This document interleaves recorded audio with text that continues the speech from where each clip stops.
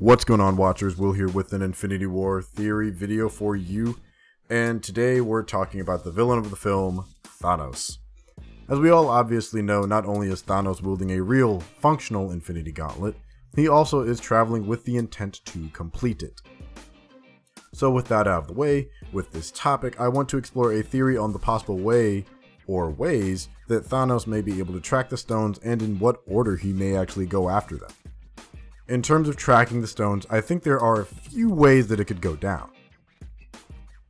First of all, he absolutely doesn't know and has been scouring the galaxy with the tools and influence he has at his disposal in order to retrieve them.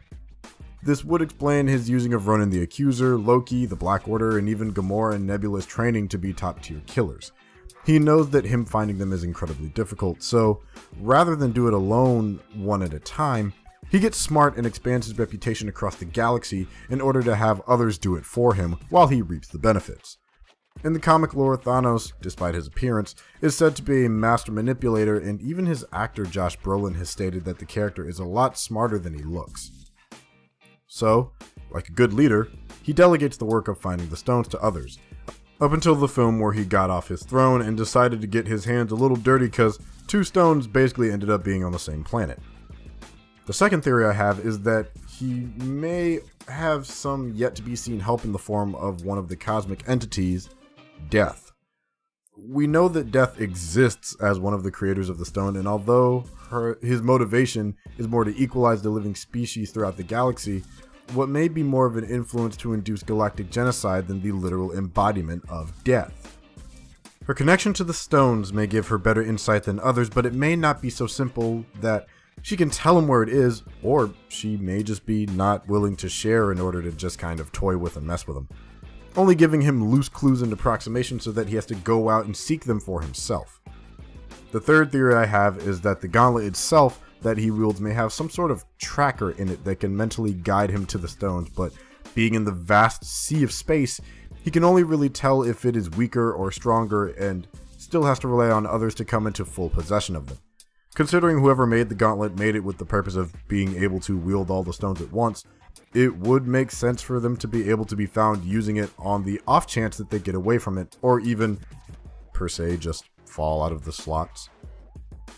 From there, let's talk about the order of collection.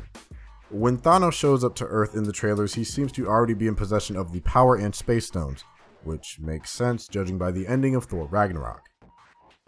I imagine he would have gone to Xandar for the Power Stone first. Having to deal with the Nova Corps on their home world could be potentially troublesome, and for a stone which can, well, boost his power, it could prove quite useful to have first. Then we have his ship, Sanctuary, running into the Asgardians. More than likely he knew the Tesseract was in Asgard and went to retrieve it. But, of course, Asgard got destroyed, but in observing the ship that fled the planet, knew that someone must have taken it with them. It is far too valuable and dangerous to leave unattended. Now, next would be to go after the Reality Stone, last seen in possession of the Collector, and him being a man of limited armed defenses and Thanos already possessing two stones, that would probably just be light work for him in order to get after him.